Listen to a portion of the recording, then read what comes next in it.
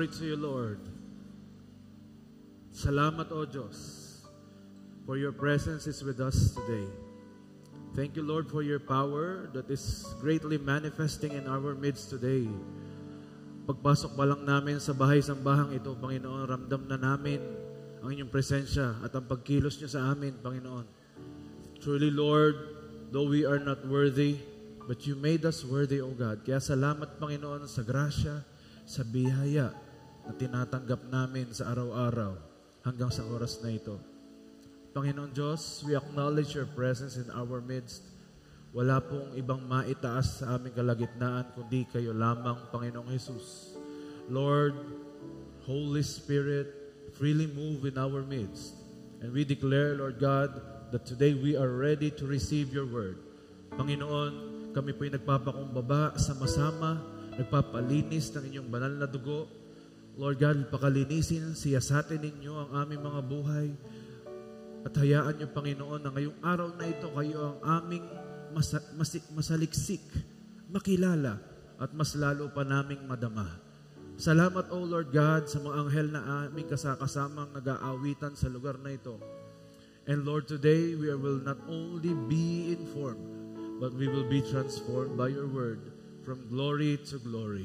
Excited kami, O Diyos, sa gagawin ninyo sa araw na ito. Dadaloy ang inyo pong kagalingan, dadaloy ang kalayaan, ang kasaganaan, at katugunan sa bawat panalangin, Panginoon. For you have said in your word that if we call unto you, you will answer us. Salamat, Panginoon, sa bawat tugon. At ngayong oras na ito, dinedeclare na namin ang katagumpayan ng gawaing ito. Hayaan niyo, O Diyos, na lalabas kami sa lugar na ito na hindi lamang pinuno, kundi nag-uumapaw ng inyong kapangyarihan, Panginoon. Salamat ng marami, O Diyos. We also declare the complete defeat of the devil in our midst. And we continue to proclaim the victory of Jesus, O Lord, from the cross of Calvary. Kaya salamat, Panginoon. Excited kami, Panginoon, ngayong araw na ito. Bless also our Apostle Bishop Art and Reverend Lynn na ngayon po ay nasa lugar ng London, United Kingdom. We declare victory upon their lives.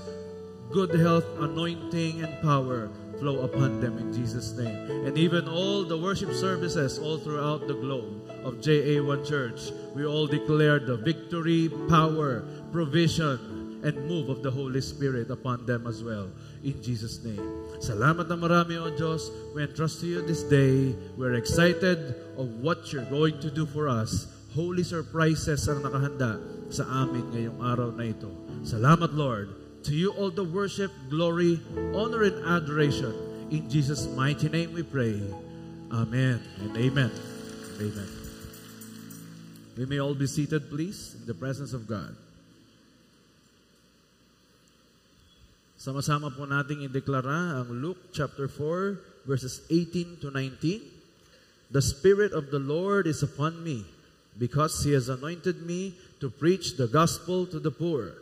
He has sent me to heal the brokenhearted, to preach deliverance to the captives, and recovery of sight to the blind, to set at liberty them that are bruised, and to proclaim the acceptable year of the Lord. For our God, He is Jesus, the Anointed One. Palakpakan nga po natin si Jesus. Amen. And let us also declare our culture as JA1 family, sabay-sabay. I am a blessing, I am anointed, I am a deliverer, I am a good follower, I don't destroy, I build, I am not seasonal, I appreciate everyone and everything, I am part of something big, I'm in partnership with Christ, and I am not extreme. Praise God. Ang ating pong Apostle Bishop Art and Reverend Lynn ngayon po ay nasa lugar ng London as we have prayed earlier for them to celebrate the anniversary of our church there and also to conduct inner healing and deliverance conferences and crusades sa lugar na iyon. Kaya atin po laging isasama sa prayers. Amen po ba? Sinasama po ba natin sila sa prayers? Praise God. Thank you, Lord. Pwede makikisabi sa iyong katabi, partner, sumikat na ang araw. Mas litaw na ang iyong ganda. At gandang lalaki. Amen ba? Thank you, Lord. Kagaganda at kagagawa po ng JA1. Amen ba? Praise God. Last week po, pinag-usapan natin is about the storm that we needed. Minsan pala, ang hinihiling nating panalangin sa Panginoon doesn't come in a form of a gift that is pleasant pagdating sa ating emotions, but kailangan pala natin minsan makaranas tayo ng mga challenges, mga bagyo. Pag nasa gayon, tumibay ang ating tuhod, malaman natin ang ating pundasyon ay si Kristo lamang. Amen? Christ is our firm foundation. Amen po ba? Thank you, Lord. John chapter 10 verse 10 says, "A thief comes to steal, kill, and destroy. But I came to give life, life that is full and good." Sa totoong buhay, ang misyon ng kaaway ay magnakaw, pumatay, at magwasak. At isa po sa kanyang ninanakaw at winawasak sa buhay po ng isang Kristiyano ay ang kagalakan. Kaya po ang topic natin for today, ang pamagat po ay Fight for Joy. Basahin nga po natin, 1, 2, 3, go. Fight for joy. May kanta po si Gary B na ganito, di po ba? Fight for joy. Tama ba? So, shout pala yun. Okay, fight for shout. Shout for joy daw. Okay. May 4 lang po tayong puntos na, bakit po sinawag na fight for joy? Kasi ang kagalakan pala, ito'y pinaglalaban. Kapag alam mong mahalaga sa iyo, ipaglalaban mo. At most of the time, ang kagalakan po, ito po hindi lamang emosyon, nararamdaman mong ikay masaya, happiness, no. Joy is a character of God that is imparted to those people who have entrusted their lives unto Him. Kaya po kailangan ipaglaban mo ang kagalakan. Sabi mo sa katabi mo, ipaglaban natin ang kagalakan natin. Dahil po meron laging aagaw nito mula sa iyo. Amen po ba? Number 1, fight defection. Number 1 point, we should fight defection. Sino daw po yung lalabanan natin so that our joy will be with us always? Defection. Ano po ba yung defection? Ito po yung paglayo, pagtalikod sa isang tao, isang bagay, at lalo tigit, paglayo sa Diyos. Ang number 1 po na kalaban ng joy ay ano? Sa tingin ninyo, ano po ang number 1 na kalaban ng joy? O ano ang opposite ng joy? Loneliness, depression, sadness. Actually, yan po ay mga resulta ng kawalan ng joy. Pero ang tunay na kalaban po ng joy, o opposite ng joy, is defection, which is ang paglayo at pagtalikod ng tao sa Diyos dahil sa iba-ibang mga sirkumstansya. Kaya po ang bilin po ni Pablo sa mga taga-Pilipos ay ganito. Philippians chapter 4 verse 1.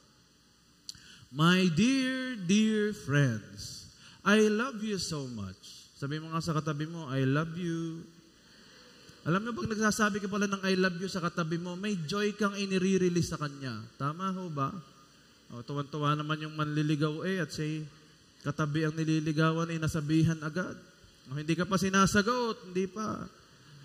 Ito ay sa konteksto na si Pablo po ay nakikipag-usap sa mga taga-Pilipos. Ay sino ho ba ang mga taga-Pilipos? Ay di sila yung mga Philippians, pastor. Abay, oo nga.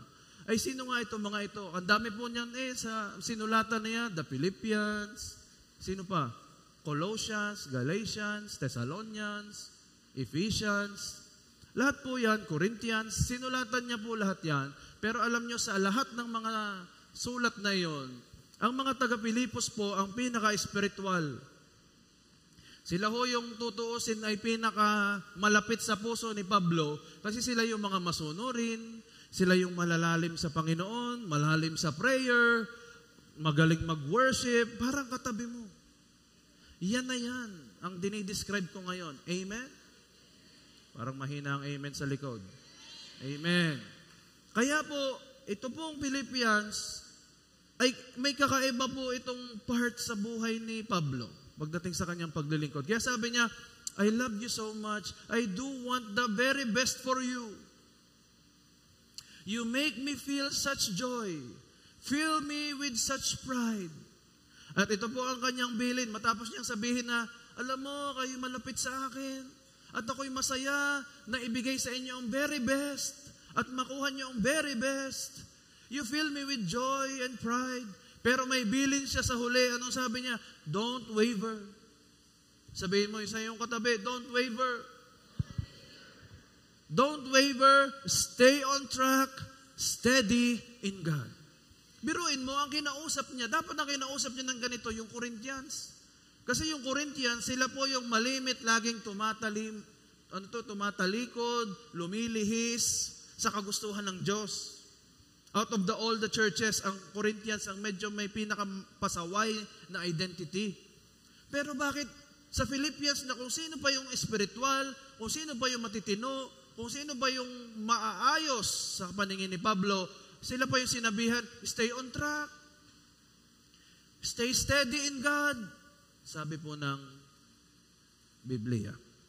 Meron po kasing dalawang extreme ang mga Kristiyano. Ready na po ba kayo dito? Kapag ang isang Kristiyano po ay nasa ganitong sitwasyon na siya ay matuwid, alam niya, sinusunod niya si Lord, okay? Parang Philippians, may dalawang extreme po yung nararamdaman. Yung una, ito po'y bagay sa kanya. Sinasabi niya, it won't happen to me. Ano yun? Ako'y pastor, sa tagal ko nang naglilingkod sa Panginoon, hindi na ako tatalikod sa Diyos. Hindi mangyayari sa akin yung mga sinasabi mo na pagtalikod sa Panginoon, paglayo sa Diyos. Ang dami niya nang ginawa sa buhay ko. Diligtas niya pa ako. Kaya hindi yan mangyayari sa akin. Wag kang pakakasiguro. Kinukwento po lagi ng ating Bishop Art. Ang dami pong mga leaders niya na nagsabi sa kanya, Bishop, hanggang huli, magkakasama tayo. Hindi ka namin iiwan. Mahal na mahal ka namin. Ikaw ang aming pastor. Pero bumilang ka lang ng ilang buwan. Sila yung nangunang tumalikod, nagtraidor, nagbetray, and also nagsasalita pa ng negative against our spiritual father. Kung sino yung malapit, siya pala yung prone na lumayo. Ano ulit? Kung sino ang pinakamalapit, siya din ang pinakamadaling lumayo. Uulitin ko ulit. Kung sino ang pinakamalapit sa Diyos, siya rin ang pinaka-prone na lumayo sa Kanya. Kaya wag na wag nating ipagyayabang sa harapan ng Diyos. Hindi ko gagawin ang lumayo sa Panginoon. Wag mo na lang sabihin. Ipakita mo na lang sa pamamagitan ng iyong pagsunod. Kaya bilin ni Pablo sa mga taga-Pilipos, kaya naaagaw ang joy ng isang tao, hindi dahil siya'y nalungkot. Bunga na lang yun ng kawalan ng joy. Kaya nawala ang joy kasi lumayo sa Diyos. Amen. Parang ang tahimik ng paligid. Ano pong ibig sabihin natin? 1 Corinthians chapter 10 verse 12. Anong sabi doon sa 1 Corinthians chapter 10 verse 12? Don't be so naive and self-confident. You're not exempt. You could fall flat on your face as easily as anyone else. Parang bitin yata yung nilagay mong verse. Forget about self-confidence. It's useless. Cultivate God confidence. Sinasabi po dyan, huwag kang masyadong overconfident sa iyong kalapitan sa Diyos. We are always talking about intimacy and closeness to God, which is the key to joy. Pero huwag ka ding magiging super confident about your closeness to God because you are the most prone in defecting from Him. So what should you cultivate? You should cultivate God confidence. Why? Because we are one overconfidence away from backsliding. We are one overconfidence away from backsliding. Ano ba yung sinasabi mo, Pastor, na overconfidence? Eh di ba dapat may confidence tayo? Oo. Ang sinasabi ko, huwag kang masyadong, dahil sobrang lapit mo na sa Diyos, o sinasabi mo sa iyong sarili, close ka sa Panginoon, sinusunod mo siya, and then you become so overconfident na akala mo, hindi ka na pwedeng bumalik sa dati. Dahil sa sobrang close mo sa Diyos, biglang sabi mo, okay na naman ako kay Lord, ako na may lingkod niya na. Alam ko na marami, nakagraduate na ako ng AOBC. Natapos ko na, nakapag-attend na ako ng Discover Life and Experience Life Retreat. Malayo na ako sa journey, sa JA1 discipleship journey. Kaya for sure, hindi na ako tatalikod sa Diyos. Yun ang overconfidence na nagiging puwang ni Satanas para ikaw ay kanyang painan at bigyan ng butas para bumalik sa dati. At hindi ito obvious na obvious. Kagaya nung ating napakinggan last week, Satan is not showing up on your front door. Satan is finding cracks beneath your foundation. Kaya wag mo sasabihin na porke kasama ka na sa mga paghayo, porke ikaw ay nagpipreach na, porke ikaw ay nag-e-exhort na, porke ikaw ay may hawak na isang ministry, sasabihin mo, hindi na ako lalayo sa Diyos. No? That is an attitude of overconfidence and arrogance. Ano po dapat ang attitude? Dapat ang attitude mo, para bang laging kulang ang kalapitan. Ang attitude pala natin, dapat, nandyan na si Lord, pero sabi, Lord, kulang pa, more of you.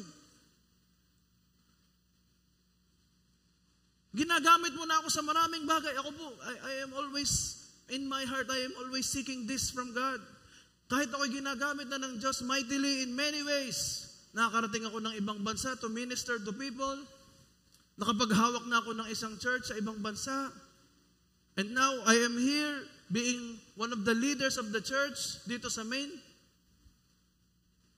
I cannot be overconfident. Ako mismo sinasabi ko sa sarili ko, Lord, I am hungry pa. Kulang pa ako, Panginoon. Kailangan ko pa kita. Ito yung sinasabi kong before, na bilang isang matured Christian, kailangan excited ka laging magpaalalay sa Diyos. Na para kang bata na hindi mo alam saan ka hahakbang. Hanggat hindi ka inaalalayan ng Diyos. Ang tawag po doon, God confidence. Your confidence doesn't come from what you achieve. Nakalapitan sa Kanya, but your confidence comes from Him holding you.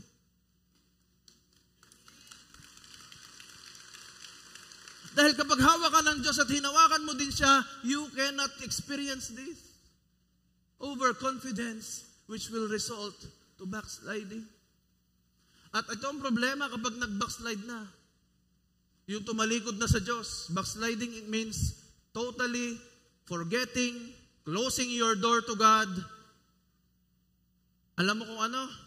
Yung pangalawang extreme. Yung una, sabi mo, it won't happen to me. Pangalawang extreme, it always happens to me. Nung una, sabi mo, overconfident ka. Hindi mangyayari sa iyo, tatalikod ka sa Diyos. Pero dahil doon, napainang ka at nakagat mo ang pahain ni Satanas. Kaya ito na ang mindset mo. Ala, wala namang kwenta ang lumapit sa Diyos. Lagi din namang nahuhulog. Lagi din naman nagkakasala. Babackslide na naman. Babalik na naman kay Lord. Tapos magbabackslide na naman. Ganun na naman. Yan po ang isang nilalagay ng kaaway sa isip ng mga nawawalan ng joy sa kanilang salvation. Sabi mo sa katabi mo, hindi yan mangyayari.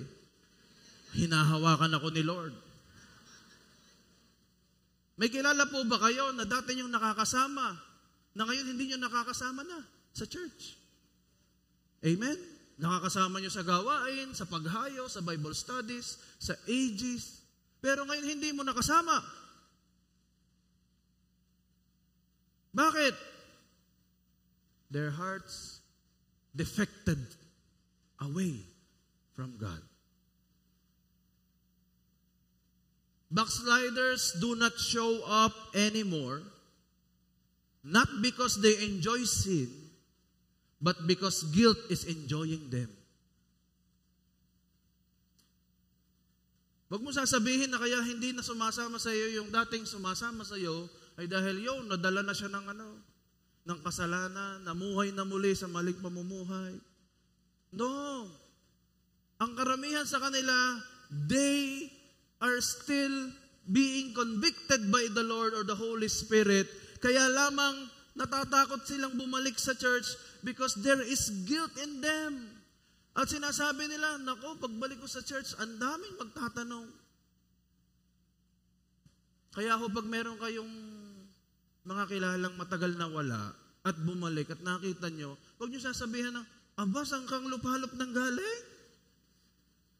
Ba't ngayon ka lang dumating? Huwag ho na sasabihin na, pag nakasama nyo uli, ano ka nangyari sa iyo at ikay nawala? Yan ang iniiwasan ng mga backsliders. Yung sila'y matatanong kung saan sila nagmulang lupalop. Kaya para hindi matanong, hindi na lang magpapakita. Yan ang natural tendency nila. Hindi dahil sila'y nag-i-enjoy na sila'y nabubuhay sa kasalanan, kundi gustong-gusto nilang bumalik. Kaya lang pagdating sa church, sa halip na mawala yung guilt, lalong nadadagdagan. Alam mo kapatid, yung ginawa mo, papunta kang impyerno niyan. Ay siya, lalo na. Lalo na po yung Hello. Kaya nga ang prayer ni David ay ganito sa Psalms 51. Nung nagkasala siya, ito yung pinaka-sinner's prayer ni David. Psalms 51 verse 12. Ano sabi niya doon? Restore the joy of your salvation to me and provide me with the spirit of willing obedience. Kaya sinasabi niya, Lord, i-restore mo ang joy ng aking salvation. Dito natin nakita, saan nagmula ang joy mo? Uy. Saan nagmula ang salvation mo? Sa salvation? Ay, mali. Saan nagmula ang joy mo? Sa salvation. Ayaw nyo agad sasagot. Saan nagmula uli ang joy mo? Ay, sino ka nagligtas sa iyo? Si Jesus. Ito ang nabubura sa tao, yung nakakalimutan niya siya iniligtas ng Diyos. Kaya nawawala ang joy. Kapag napapaaway, nakakalimutan, ako nga pala iniligtas ng Diyos, aring katabi ko nangaaway sa akin, iniligtas din ng Diyos, ay pag kami hindi nagkasundo, isa sa amin hindi makakaparoon. Bakit? Ay baka dalhin namin doon ang aming away. Uy, amen ho ba? Sabi mo sa katabi mo, please, patawarin mo na ako. Mahirap palang ibalik kasi yung joy na yun na nanggaling nung ikaw ay naligtas ng Panginoon, nung ikaw ay kanyang iniligtas. Sa dami ng pinagdadaanan ng Kristiyano, nalilimutan na yung pinakamahalaga na bottom line ng lahat na ikaw ay kanyang iniligtas. And provide me with the spirit of willing obedience. Hindi natapos doon sa na-restore ang kanyang joy. Sabi niya, abay ngayon, na-restore na ang joy mo, tuloy-tuloy ka na. Huwag nang mawawala sa iyo ang pagsunod. Amen po ba? Dahil ang joy nawawala kapag hindi ka na sumusunod. Kapag alam mong mali na ang direksyon ng buhay mo, nawawala na ang joy. So, you should fight. You should ask God. Hingin mo sa Kanya, iluhod mo na sa Kanya na, Lord, ayaw kong maging super confident sa meron ako ngayon. I want more of you. Sabihin mo nga, I want more of you. Yan ang sabihin mo lagi sa Diyos. Pagising mo sa umaga, bago ka humingi ng protection, bago ka magpasalamat sa mga bagay-bagay, laging sabihin mo sa Kanya, Lord, I want more of you. Ngayong araw na ito, I want more of you. Hello? Para mawala yung overconfidence mo at hindi ka kumagat sa pain ni Satanas. Amen. Pangalawa, you should fight division. Kung kanina, yung lalabanan mo yung kagustuhan mong lumayo sa Diyos, ngayon naman, you should fight division. At ito po ay naroon din sa Book of Philippians. Kasi yung mga leaders doon, Sila pa naman yung leaders na nakakasama ni Pablo, sila pa ang nagkakagalit. Verse 2 ng Philippians chapter 4. I urge Euodia and Syntyche to iron out their differences and make up. Sabi ni Pablo, itong dalawang babaysot, babae po itong dalawang ito eh. Bakit baga nga sino kang lagi ng aaway-away mga babae yata? Sabi mo sa katabi mo, hindi tayo kasali doon. Ito daw si Euodia na ito. At itong si Syntyche, kagaganda ng pangalan. Ano? Pwedeng ipangalan sa inyong bilot. Si Syntyche. Syntyche. Okay. To iron out their differences and make up. Ano ka ibig sabihin noon? Mag-make upan silang dalawa? Hindi. Mag-ayos kayong dalawa. Bakit daw? Anong reason? God doesn't want His children holding grudges. Ayaw daw ng Diyos na nagkakaroon ng mga tanim na sama ng loob ang kanyang mga anak sa isa't isa. Eh kahit naman yung earthly parents pag nakikita ang kanyang mga anak ay nag-aaway-away, nadudurog ang puso ng magulang. Amen po ba? Ay kaya ang Diyos ba kaya? Ay mas mapagmahal siya kaysa sa tao. Ano mo ibig sabihin nito? Hindi tayo exempted. Even good and godly people experience conflicts. Itong si Euodia at si Syntyche, parehas po silang leaders ng Philippians. At sila ang una agad sinabihan ni Pablo, mag-ayos kayong dalawa. Hindi sinabi ni Lord na ayaw niya na nag-aaway. Hindi sinabi doon na ayaw ko kayo nag-aaway ha. Ang sabi ng Diyos, mag-ayos kayo. Ay bakit po ganun, Pastor? Kasi hindi naman talaga maiwasan na may hindi pagkakaunawaan. Hello? Yan ka naman katabi, may lagi mong naiintindihan. Ay di bago pa kayo umalis ng bahay ngayon, may kauntian pa kayo. Sabi ng dilaw ang suot, blue ang kinuha. Sa kaunting suot ay nagkaroon pa ng tampuhan Sabi ng dapat ang ulam ay longganisa, ay ang pinirito'y tosino. Ang kape, alat na alat. Ha? Ano nangyari? Bago ka pumunta dito, may conflict. Pag upo mo sa upuan mo ngayon, pag upo mo, ano ka naman aring upo ang arit nakakalog? May conflict ka sa upuan. Yung katabi mo medyo malapad ng kaunti. Ano ka naman aring ay lalayo ng kaunti, napakalapad Hanggang sa... Ikaw ay nasa church na ha. Nasa church ka na, may ka-conflict ka pa. Hello? Ikaw ngayon nagpe-praise and worship na? Natasa ka, ano gayon? Christ is babang. Nadidistract ka pa, may ka-conflict ka pa doon sa drummer o doon sa... Hindi ka naman inaano, no? Anong ibig ko sabihin? Hindi mo maiiwasan yun. Saan ka man pumunta, laging may conflict na pwedeng maranasan. Ayaw mo na ganang conflict, akyat na sa langit. Yun lang ang solusyon mo. Ay, kahit ikaw ay nag-iisa, ika-conflict mo, sarili mo. Hindi solusyon ng, ako'y mag-iisa nang walang makasakit sa akin. Ang nananakit sa iyo, sarili mo. Kaya nga ito, lagi ko nang sinasabi, bakit ikaw ay napakagwapo mo, hindi mo na dapat na. Biro lang ho yun, biro lang. Para lang kayo masyado kayong seryoso sa buhay. Kaya, dapat ay, saan man magpunta yung meron Do you believe that? Ang ayaw lang ng Diyos, yung conflict, tumigil sa puso mo, tawag doon grudges. Ang gusto niya, kung may makakonflict ka naman, ngayon, ay ayusin mo na. Oy, ano ga kung ang gusto blue at ikay dilaw, o di kayo parang puto. O bagay pa rin. Isang putong blue, isang putong dilaw. Nagkasundo na kayo. Hello? Ay ano ga naman kung longganisa, di bukas ang tusino. Hahanap lagi ng isang bagay na pagkakatuwaan. Amen? Nagnanakaw kasi ng joy yun yung grudges. Yung kaunting conflict, nakakanakaw ng joy. Kaya sabi ng Diyos, fight division. Ang conflict nagkokos ng division, labanan mo yon.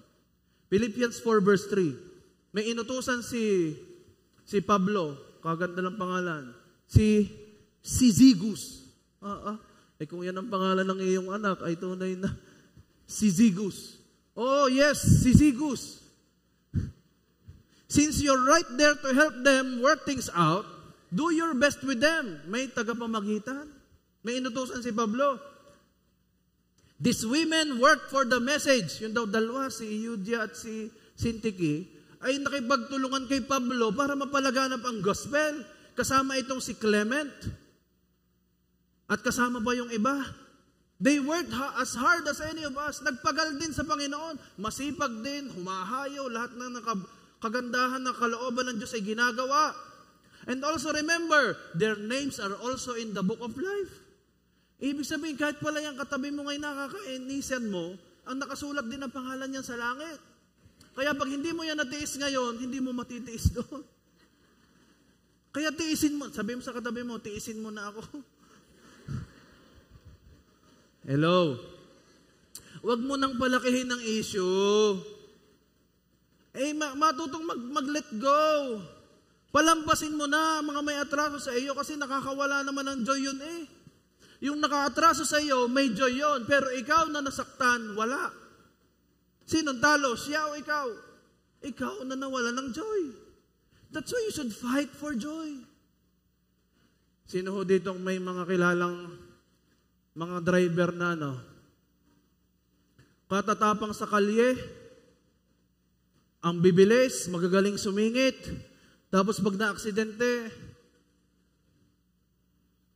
kala mo kung sinong, yun siya na ho. Ang tawag sa kanila, kamote drivers. Bakit ka daw may mga kamote drivers? Ayan ho kasi yung talagang sabi ko nga, gano'n ang attitude sa kalye. Buti na lang walang JA1 na ganito, amen? Lahat na naririto ay walang kamote dito. Hindi dahil sila'y nangangain ng kamote habang nagdadrive. Hindi yun. Kundi, anong gagawin nila pag naka-aksidente? Kakamot sa hindi makate. Kaya kamote. Bahensya na ho kayo. Hindi naman ho sinasadya. Wala naman ho may gusto nito. Anong mararamdaman mo? Ingat na ingat.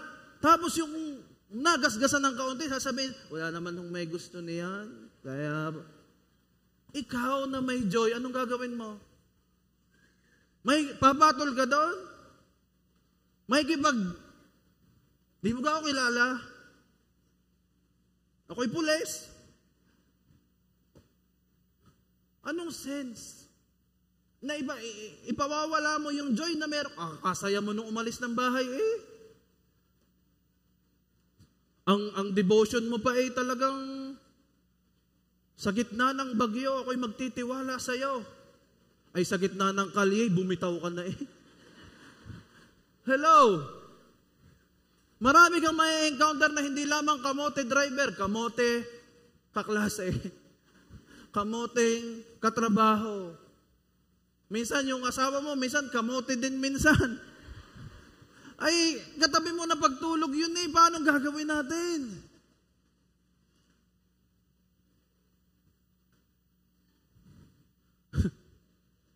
Sabi ho ni Chuck Norris, si Chuck Norris, isa sa mga strong men of Hollywood. Men are like steel. When they lose their temper, they lose their worth. Ang lalaki pala, taas kami ng mga kalalakihan dito talaga. Yung totoong lalaki ka. Sige. Tayo pala, kapag pala tayo ay nawawalan ng nainit ng ulo masyado, nababa ang iyong worth. Yung ikaw ay madaling mag-snap at magalit, ay siya, bumababa ang iyong halaga. Pero alam mo kung sino yung mahalaga? Yung hindi nababa ang value kasi hindi sila madaling magalit. So what do you have to do? You should settle matters quickly and privately. Huwag na dalhin sa social media. Paparinggan mo yung nakasama ng loob sa'yo. Itatag mo pa ang kanyang pangalan. Ipag-pray mo na lang siya, sabihin mo, Lord, kunin mo na siya. Hindi, Lord, gamitin mo siya. Kagaya ng paggamit mo sa akin. Di ba? Ipag-pray mo na lang sila. Kasi sa ayaw mo sa hindi, minsan yung mga kasama natin dito, mga kapatid natin sa pananampalataya, meron pa yung mga dinidil ang Diyos dyan. Work in progress pa yan. Maaari yung katabi mo sa kanan, yan ay hindi na maiyamutin. Pero yung katabi mo sa kaliwa, yan ay naiiyamot pa sa maliit na bagay. Pinoproseso pa yan. Tama ho ba? May kausap pa ho ba ako dito? Kaya kapag may hindi kayo maayos ng kayong dalawa, huwag naman ninyong dadalhin sa social media. Huwag ninyong ibabalita sa iyong katabi. Oh, alam mo yung iyong katabi dyan? Yan iinam kung ako ay pagalitan na yan. Dahil lamang mapakla ang aking lutong ampalaya. Mapait. Gagalit sa hindi mo na kailangan ipagsabi. You should go direct to the person. That is the gift of confrontation. Hindi sa lahat ng pagkakataon, pakikiramdaman mo na lang, yaan mo na lang. May pagkakataon minsan na talagang, brother, ako'y nasaktan ako ng kaunti doon sa iyong sinabi kahapon. Pero ako naman ay nagpaayos na sa Panginoon. O di nasabi mo, at di sasabihin ng isa, ay, gayon bagay siya, pasensya ka na ha. Patawad, di ko sinasadya yun ha. O di, tapos. Kaysa kayong dalawa ay nag-iiwasan. Kayong dalawa ay nakita mong ang parking niya ay nandiyan sa harap. Uurong ka na, aalis ka na sa church. Dahil nado na naman yon. Bakit ba yung mga na-attend ng church, sila yung masasamang ugali? Hindi ka nagtataka kasama ka doon. Basahin niyo ulit, malakas. 1, 2, 3, go. Huwag nang patagalin dahil yung conflict nagiging grudge yun. At sabi ng Diyos, ayaw niya na may grudges ang kanyang mga anak sa isa't isa.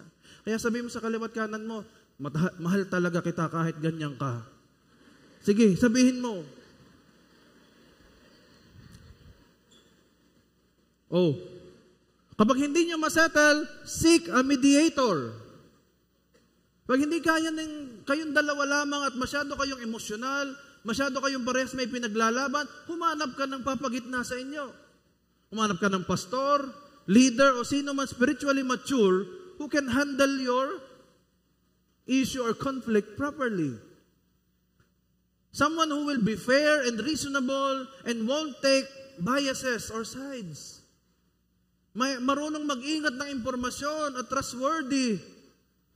Kaya nga po, pag minsan may nababalitaan ako na nagkakaroon ng di masyadong magandang pagkakaunawaan sa loob ng church, ay siya di aking papatawag, sasabihin ko, tayo magkape.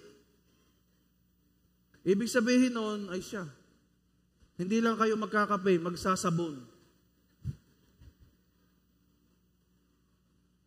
Kaya kung meron po kayong nakaka-conflict dito sa church, nasa loob man, nasa labas man, kausapin na agad ninyo right after the service. Application agad. Paglabas natin, bago ka lumabas, kausapin mo na at sabihin mo sa kanya yun. Bakit daw? Because the church is composed of angels with only one wing. So that only way to fly is to hug one another. Tayo daw po pala yung mga anghel na iisa ang pakpak. Na para lamang tayo makalipad, kailangan nating yapusin ng isa't isa. Para ma-fulfill ang purpose ng Diyos sa iyo, minsan kailangan mong i-embrace ang imperfections ng isa't isa. Sige nga, try mo nga akbayan yung katabi mo. Sige nga, sige nga. O, sige nga, try mo lang akbayan. Yan. Pag nakaakbay ka, makakalipad ka, pero mag-isa ka, paano lilipad ang iisang pakpak mo? Kaya kung magkatabi kayo ngayon, o hindi kasali dito yung mga nagliligawan, ha? Baka kayo tuwan-tuwan. Oh, kapag lagi kayong magkaakbay, you will fly high. Ba? Pwede yun ha. Pangatlo, fight distraction. Una, you fight defection. Pangalawa, you fight division. Now, fight distraction. Philippians chapter 4, verse 4 to 5. Celebrate God all day. Every day. Sa ibang translation sabi dito, rejoice. Again, I say to you, rejoice. I mean, revel in Him. Hindi rebel na biha. Revel means to be amazed by Him. Make it as clear as you can to all you meet that you're on their side. Oh. Make it as clear as you can to all you meet that you're on their side. Working with them and not against them. Help them see that the Master is about to arrive. He could show up any minute.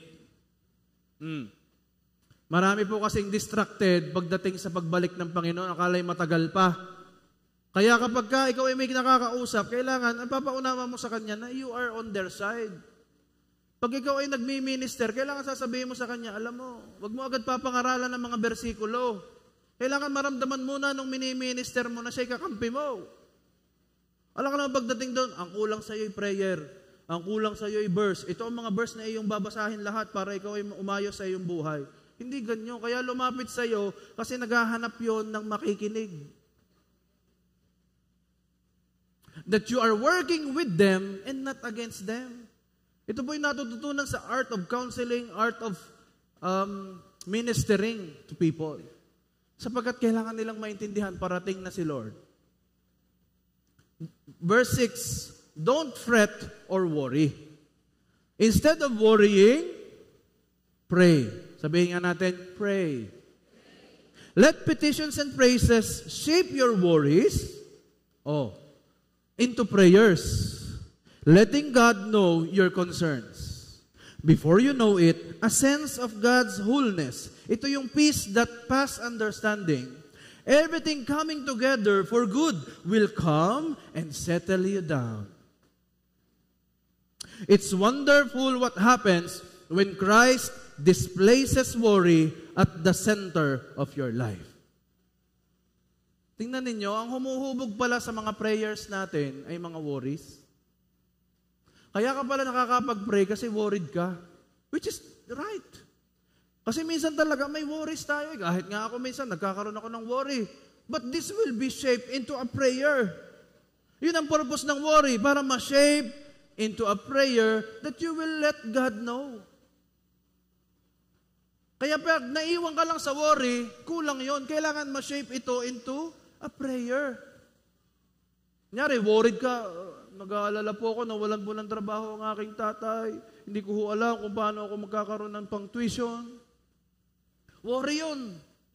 Paano mo itatransform into a prayer? Lord, alam ko kahit nawalan ng trabaho ang aking tatay, you will provide. Lord, kumilos kayo, may gagawin kayo. Then your worry is not there anymore. It became a prayer.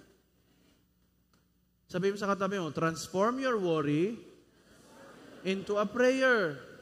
Kaya sa halip na ikaw ay mag-worry at sabihin mo yung worry mo, gawin mo na lang, i-convert mo na agad ito into a prayer. Because in Greek, worry is meri or merimnao. In Greek, worry is merimnao, which means divided mind. Meron po tayong mga statistics pagdating sa worry, mga pag-aaral ng mga matatalino. Sabi po nila, 30% about past which we have no control. Yan po ang nasa worry natin. Tapos na, wino-worry mo pa. Hindi mo na may ibalik. Hanggang ngayon, wino-worry mo pa. Iniisip pa ng iniisip mo, kaya distracted ka. Ano ba? 12% daw ng mga health issues natin that can still be changed through healthy habits. 12% daw po ng ating mga wino-worry ay tungkol sa kalusugan natin. Alalang-alala na tayo, ay sabi naman basta ikaw ay mag-diet. Basta palitan mo ang kanin mong white rice, gawin mong black rice.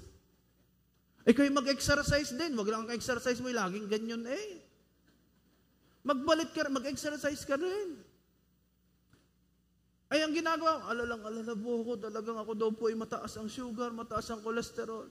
Hindi mo alam, kaya mo ba namang ayusin? May kausap mo ba ako dito? 8% of all our worries are only the only legitimate concerns. Ito lang yung talagang mga dapat ika-worry. Napag-aralan natin doon, ano daw lang po ang dapat ika-worry ng tao? Kapag wala siyang food at wala siyang clothing. Yun lang ang legitimate. Ibig sabihin, 8% lang po ng mga tao ang totoong walang food and walang clothing. These are only the legitimate concerns. Pero aside from food, aside from clothing, pag may pinag-aalala ka pa, hindi yan legitimate. Alisin mo yan. Kasi hindi yan kasali. At sabi doon, 92% ng mga wino-worry ng tao, hindi nangyayari. Napakalaking percentage. Ay alalang-alala ka, yung pala 92% ng inaalala mo, hindi pala nangyayari. You're always thinking for the worst. So you should counter, anong gagawin mo? Counter worry with prayer. Turn your worry into blessing. Paano naging blessing? Kasi opportunity mo ito para mag-pray. Sabi ko nga kanina, transform your worry into a form of a prayer. Kaya ka may mga worries, sinasabi ng Diyos, mag-pray ka na. Nag-aalala ka ngayon, siya. Ang kasunod niyan, mag-pray ka. Ay, pag-pray mo, ang inaalala mo. Meron pong isang agila at saka isang uwak. Alam niyo po ba na sa lahat ng mga ibon, uwak lamang ang malakas ang loob na umatake sa agila? Wala nang kahit ano. Uwak lang. At anong ginagawa ng uwak? Dumadamba sa likod ng agila at tinutuka ang leeg dito sa may batok. Kung may batok nga yun. Tinutuka-tuka. Anong ginagawa nung agila? Pinapagpag niya ba? Ginaganyan niya ba ng bakbak niya? Hindi niya abot. Anong ginagawa ng agila? Ang ginagawa ng agila, matalino. Ayaw madistract sa pinagagawa ng Diyos. Ang gagawin niya, lalong lilipad ng mas mataas. Ay meron siya pong baga na hindi kaya ng baga ng uwak. Kaya kapag nasa taas na yung agila, yung uwak na dating matapang, natuka ng tuka sa kanyang likod, nanghihina hanggang sa mawala ng malay, kusa na lang papatak. Hello? Yung worry mo, nandun yun yung uwak mo eh. Yung wino-worry mo, yun yung uwak mo.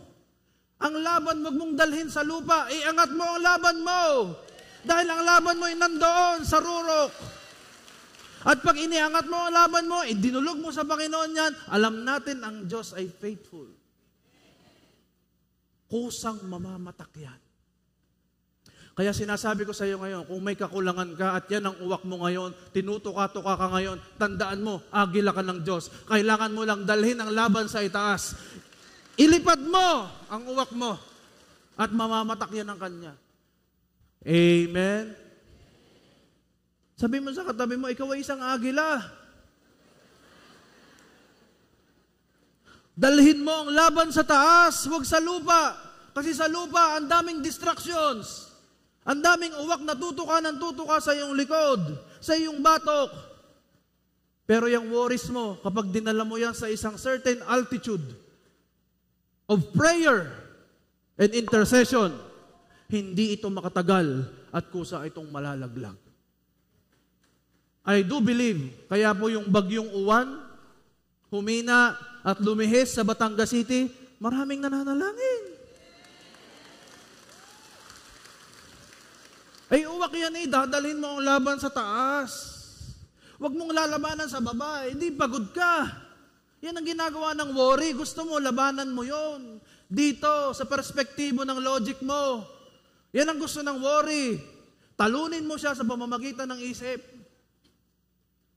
O wala kang pang tuition, nawala ng trabaho ang tatay mo, O, tatalunin ka ng worry, isipin mo kung paano.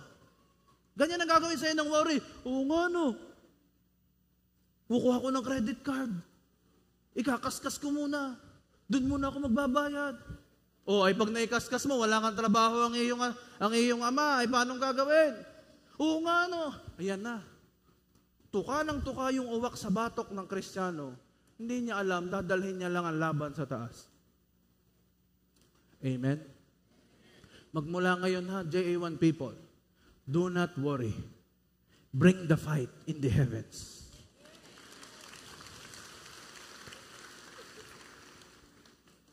Amen? Pang-apat at panghuli, you fight distortion. When we talk about distortion, ito ay distortion of the mind. Isip ang tinitira. Lalabanan ang paglayo sa Diyos para manatili ang joy. Lalabanan ang division, ang awayan, huwag papatol. Lalabanan ang anumang worries, distractions of life, and ang uli, the distortion of the mind.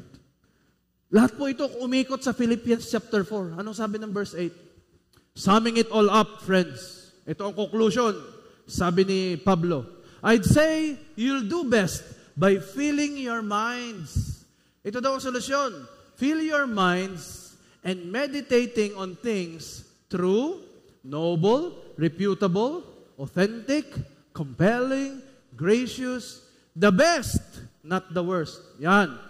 May mga nagsasabi dito sa mundo, sasabihin nila, expect always the worst para hindi ka ma-disappoint. Ay, hindi ang sabi ng Biblia, isipin mo yung the best, huwag yung worst. Hello? Ano ba daw? Isipin mo yung mga beautiful, not ugly. Eh, ang katabi mo, buti nga, maganda yung katabi mo, gwapo yan. Isipin mo yan. Things to praise, not things to curse. Hello? Huwag mong lalabanan yung laban ng politika. Hindi tayo kasali doon. Ang gawain mo lamang, dalhin mo ang laban doon. Ang prayer lang natin, Lord, i-expose. And the Lord will do His work. Amen. Kaya ang gagawin mo, think about things to praise. Lord, salamat may ginagawa kayo sa aming bansa. Lord, salamat kumikilos kayo sa aming pamayanan. Kumikilos kayo sa aming pamilya. That's all. May kausap pa ba ako dito? Bakit? Kasi pagka na-distort na ang mind mo on thinking of things that is opposite or that are opposite to what we have discussed, makakalimutan mo itong sunod. Put into practice what you learned from me. Sabi ni Pablo, what you heard and saw and realized. Kapag na-distort ka na, makakalimutan mo na yung mga turo sa'yo. Do that and God, who makes everything work together, will work you into His most excellent harmonies. Gawin mo lang daw ito at ang Diyos, He will make everything work together. The negative, the positive, the not so good, and the very good. Pagsasamahin-samahin niya yan, and it will work together. Para ano? Maging maganda ang harmony. Sa isang harmony, iba-iba ang tono. May mataas, may gitna, may mababa. Pero when you hear them individually, parang sintonado. Pero pag pinagsama-sama nyo, ay ganun pala yun. Kaya ang ginagawa sa'yo ng Diyos, binubuo ng Diyos ang iyong puzzle. Huwag kang mainib.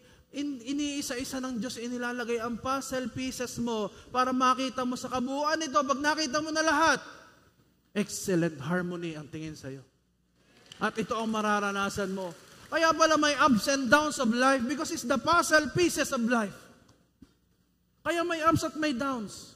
And everything daw yan, mag-work together kapag ano? Don't let your mind be distorted by the enemy. Ito lang ang mga pakaisipin mo. Pansinin nyo, lagi magkasama si joy at si peace. Napapagbaligtad. Remember this, iba ang brain sa mind. Ay, alin ho dapat dyan? Ay, tingnan natin. The brain is always there to protect us. Oh, hindi mo ba mind? No, the brain. Example, naglalakad ka, may makikita kang malalim. At nakita mo, uy, malalim. Sino nag-uutos sa iyo na huwag kang lalakad sa malalim na yon? Sagot naman. Yung brain mo, hindi mind. Yung brain mo. Ay, ano yung mind, pastor? Ay, yun yung sinet mo, na kultura mo, na isip mo, na karakter mo, na pag may malalim, hindi ka tatalon. Pag nakita mong delikado, hindi ka pupunta. Ang tawag doon, mindset. Pero yung brain na nagsasabi sa'yo, pag nasa oras ka na noon, tinuturuan ng brain. Oh, alam na ng mind mo yan ha, huwag ka nang aabak dyan. Dati pang tinuro sa'yo yan. Sinabi ng huwag sasama sa ganon para hindi mapagaya, sumama pa rin. Tinalo ang brain. Nawawala ng brain. Kaya maraming matalino. Ang tawag ng Biblia, mangmang. Maraming matalino pero mali ang mindset. Meron pong isang internationally best-selling na aklat na ang pangalan po ay Psycho-Cybernetics, which is published by a plastic surgeon. Ang pangalan ay si Maxwell Maltz. Nabasa niyo na po ba ito? At siya po ay tumutukoy po sa mindset and brain. Ito po yung 60s pa nung na-publish. Siya po yung isang plastic surgeon. Ibig sabihin, nagre-retoke siya. Dahil nga po ito yung kanyang profession, ito lagi ang tinatanong niya sa kanyang mga nire-retoke o mga pasyente. Sinasabi niya, anong reason bakit ka magpapa-retoke? Alam niyo, number one reason, dahil hindi masaya. Okay, sige. Gagawin niya yung procedure, aayusin niya, pagpapalitin niya yung ilong at tenga, ganon. Hindi. Aayusin niya yung medyo pangudaw siya, kaya medyo gusto matangos ng konti. Yung labi niya, mga 1 kilo ang bigat, gagawing mga 50 grams lamang. So, inia-adjust. Tapos na ngayon. Siya po kasi isa sa mga gagaling noon. Sa kanya pumupunta. Ang tanong niyang pangalawa, satisfied ka ba sa gawa ko ngayon? Tingnan mo nga. Ang lagi daw sagot, yes. Satisfied po. Pero may follow-up question siya. Ang sunod niyang tanong, masaya ka na ngayon? Dito ngayon natitigilan yung pasyente. At sinasabi niya, parang hindi po. Hindi pala ito yung sagot. Kaya siya nasulat ang book na ito. Sa experience niya, sa dami ng mga nagpapa-plastic surgery sa kanya, walang sumasaya. Hindi niya alam kung question ba yung galing niya. Hindi satisfied Pero ang sagot na sunod, masaya ka ba? Hindi naman nadagdagan ang saya ko Kaya sinulat niya ito kasi wala daw sa panlabas na kaanyuan ang pagiging masaya. Kaya tanggapin mo na ganyan talaga yung inong mo. Amen? Ganyan talaga ang kulay mo. Hello? Sabihin mo sa katabi mo, mahal kita, maging sino ka man. Pagdating mo ka sa langit, tatanungin ka sa iya doon, ano gang iyong mga pinarito ka sa lupa? Again, I am not pinning down or condemning anyone who have done plastic surgery. That is beside the point. That is not my point.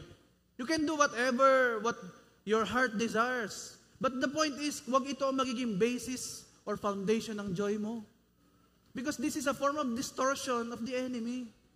Amen? Ano ngayon kung medyo tumataba ka? Di ba lagi ko sinasabi, pag medyo tumataba ka, tumataas ang value mo. Dahil kung pagbayat ka, $6.4 million ang value mo. Pero kapag tumataba ka, tumataas. Kaya sabi mo sa katabi mo, hindi ako tumataba, tumataas lang ang value ko. Bakit? Kasi wala dapat makaagaw ng joy mo. Itong sinabi niya doon, steal your soul so nothing can steal your joy. Ika'y kumalma. Ikaw ay tumahimik. Ikaw ay mag-focus. Ikaw ay mag-meditate sa magagandang mga bagay na inilalaan ng Diyos sa iyo so that your joy will not be stolen. Amen? Sabihin mo sa sarili mo, still my soul. Ano ibig sabihin? Kalma lang. Huwag mong alalahanin. Dalhin mo sa heavens ang alalahanin. May nakakaaway ka? Kalma. May nananakit sa kalooban mo, hindi ko ipapanakaw ang joy na ito. Amen?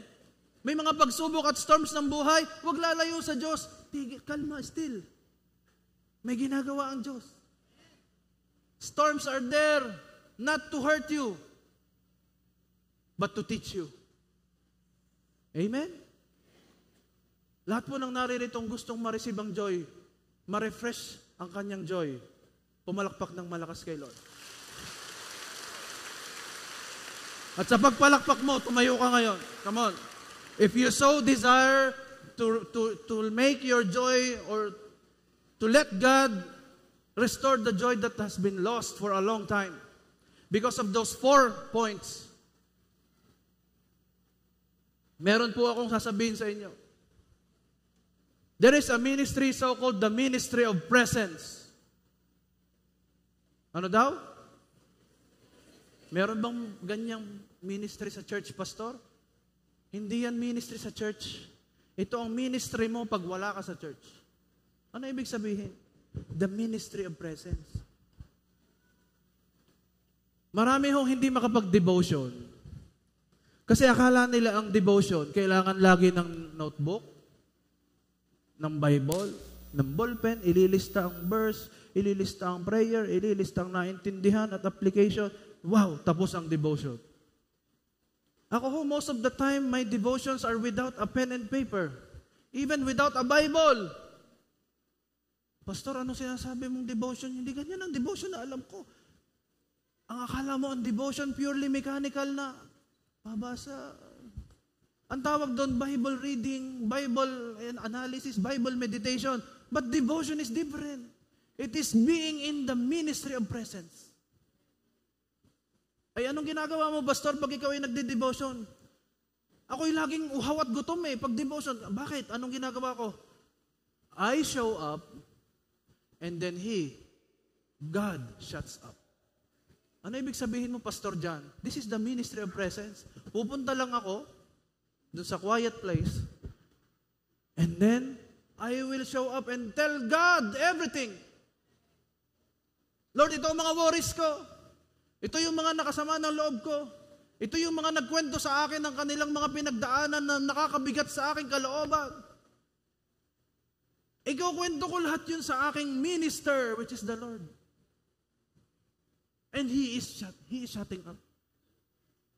Alam kong nandyan siya, hindi ko siya ramdam. Because He shuts up. So ang gagawin ko, tuloy-tuloy, Lord, ito po. Itong pinagdadaanan ko. And then another stage of the ministry of presence, then God is going to show up, then it's time for you to shut up. Pagtapos ka na, umiiyak ka na, nailabas mo ng lahat sa Diyos, it is time for Him to show up.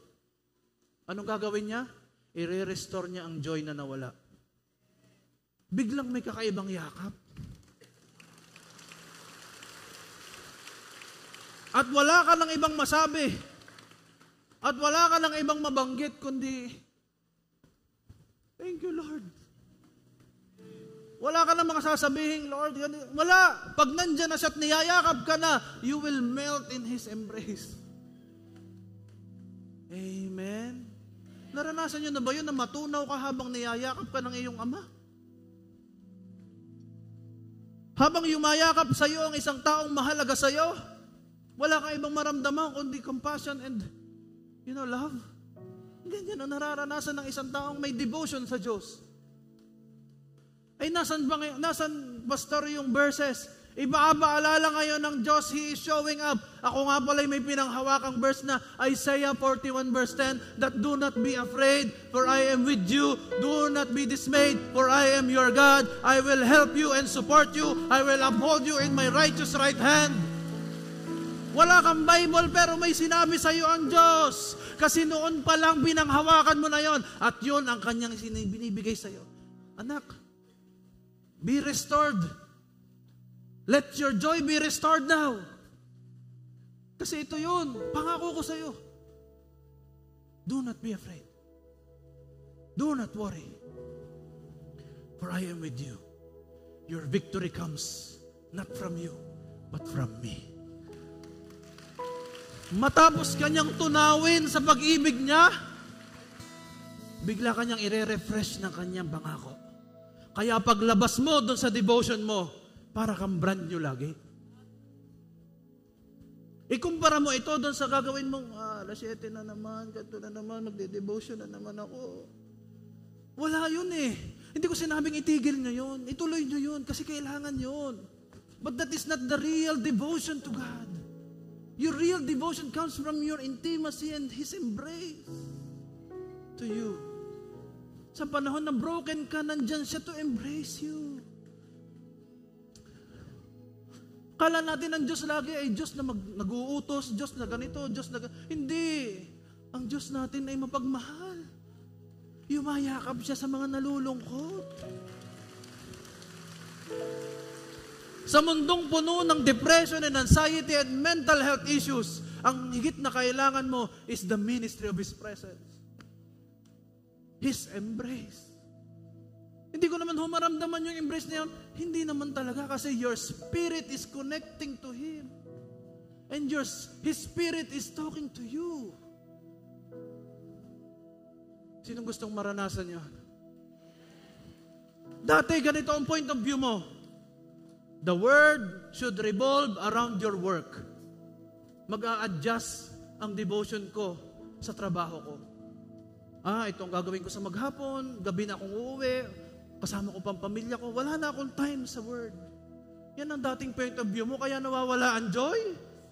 Baligtad, ganito dapat. The new point of view is that your work revolve around the word. Yung mga alalahanin mo sa buhay, ginagawa mo sa buhay mo, ituloy mo lang, pero hayaan mong umikot ito sa kanyang mga pangako. Umikot ito sa devotion mo sa kanya. Di baling 2 hours ka na sa devotion. Huwag ka mag-alala, hindi sayang ang every moment that you spend with God. Hindi sayang. Kasi pag nainip ka sa moment mo sa Diyos dito, maiinip ka din doon. Kasi doon, wala tayong ibang moment kundi kay Lord lang. Pero pag dito kinainipan mo na, paano ka pa mai-enjoy doon? Nasasabihin ni Lord, mahal mo yung trabaho mo? Sige. Tingnan natin kung mapapasaya ka ng trabaho mo. Mahal mo yung negosyo mo? Paangatin ang negosyo mo? Sige. Antayin natin kung dyan talaga magmumula ang joy mo. Pero I want you to know, sa huli, nasasabihin mo na lang, Lord, sayang pala nga. Ang tunay na sayang ay ang mga oras na hindi mo ginugol sa Panginoon. Ang tunay na nasasayang na oras ay mga panahon na sa halip na sa Diyos mo iginugol mo sa mga bagay na walang halos kahalaga sa iyong eternity. Kaya ngayon, i-correct natin ang ating point of view. Huwag mo lang isingit ang devotion. Huwag mo lang isingit ang time mo kay Lord. Ang isingit mo dun sa time mo sa Diyos, yung mga iba. Priority mo yun. Amen. Hindi ko alam kung paano mo gagawin yun, pero ang gusto ko lang sabihin sa iyo, simulan mo. I-establish mo na bukas, ganitong oras, priority ko ito. I'm so passionate in sharing this to you because alam ko ito ang kulang eh. We can say many things about joy, pero the ultimate thing is, hindi mo na i-enjoy ang ministry ng kanyang presensya. Do you want to enjoy the ministry of His presence today? Shall we bow down our heads and close our eyes? Alam ng Diyos na ang joy mo'y bawas na bawas na. O hindi man ubos, bawas. Yung saya mo nung siya'y nakilala mo, na born again ka, tinanggap mo siya bilang Panginoon tagapagligtas, limot mo na yun, hindi mo natanda. Because that is what the distractions, distortions, defections, and divisions did to your heart and to your mind. Pero ngayon, ayusin natin ang ating POV. Let God do His ministry.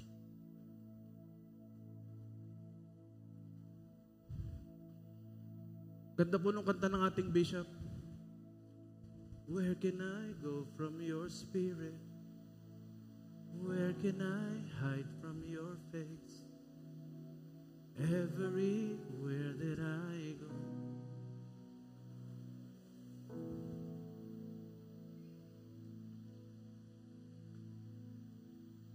Awitin natin yung awitin na yun. Are you ready?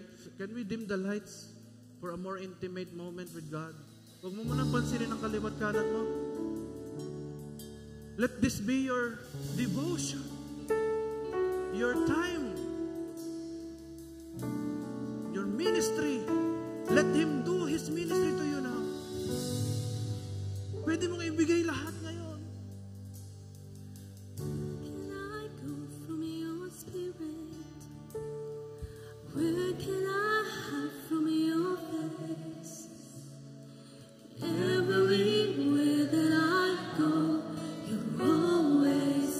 pakiramdam ng Diyos ang bigat mo. Yes. Because of the lost joy. Your hand upholds and protects me, leading my path every day. Everywhere that I go, you're always there. You made a way. You made a way. Come on. Your spirit. Huwag kang papayag, hindi mo maranasan siya ngayon. You draw me close, now I see you face to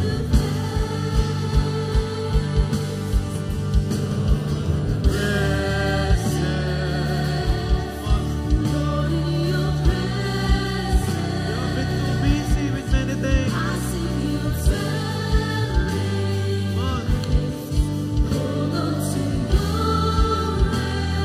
embrace. Your presence. Lord, in your presence, I worship your majesty, Lord. your majesty, your love is surrounding me. Your presence. Oh, your presence, Lord. Come on, in your worship, His presence goes down. Build an altar now so that His firework flows. Come on, J1 family, even those who are on the online. Now that you're here, there is fullness. Wow, there's joy. Joy that I cannot contain. Deep within my heart, I know you're always there. Hindi mo siya nakikita pero nandiyan siya. Under your wings. Under your wings, I find refuge. Covering me now. Now I say, Deep within my heart, I know. you're always there. Oh, you made a way. You made a way for your spirit to dwell in this place. You draw me close, Lord. You draw me close, now I see you face to face. Come on, shout. Your presence, Lord, in your presence, your love is surrounding me. Your presence. You've been too busy with many things. Your presence, Lord, in your presence,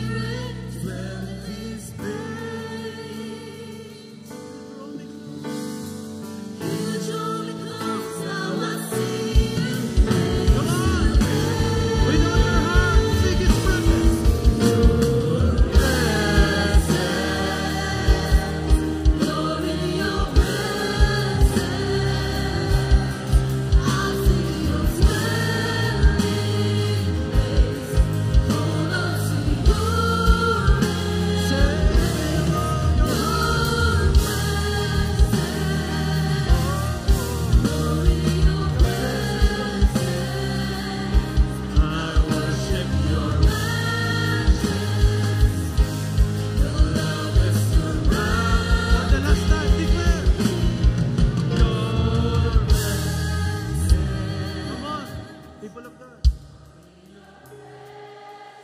Saan ka papahinga? Saan ka magpapahinga? Sa presence. Oh, Holy Spirit.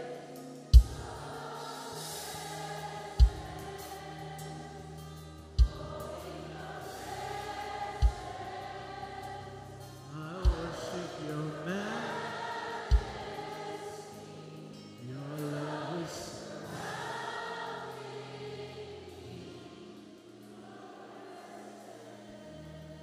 Sabi ng Bible, iniipon ng Diyos ang lahat ng luha ng kanyang mga anak sa isang lalagyan upang ang lahat ng luha ito, papaltan niya ng kagalakan.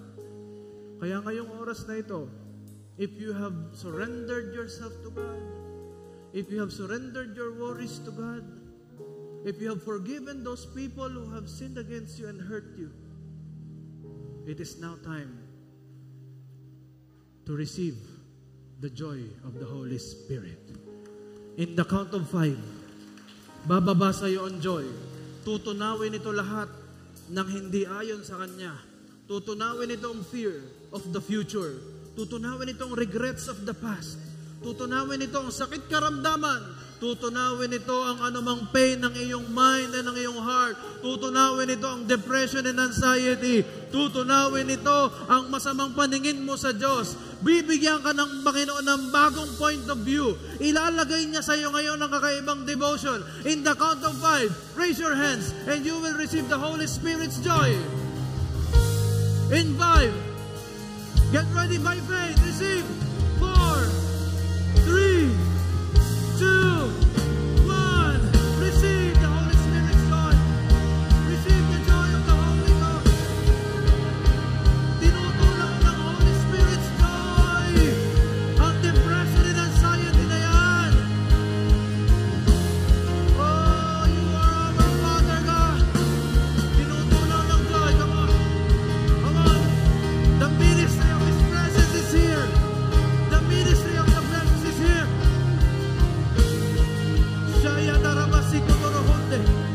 Yes, yes, even those who are in the online, receive the joy. Be restored by the joy of His salvation.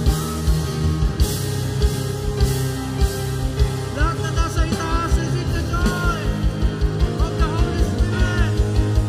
Woo! Thank you, Lord.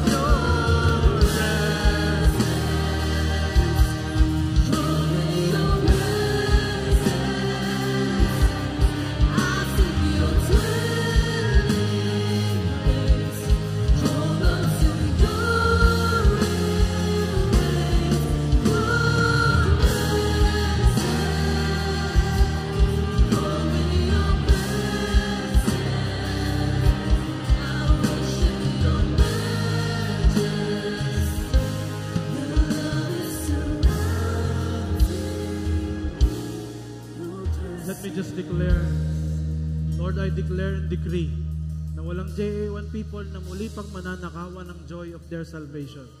I declare that every moment, every day na may devotion sila sa inyo, marirestore ang fresh joy of the Holy Ghost upon their lives. Independent of any circumstance, of any situation, ang joy na meron kami ngayon.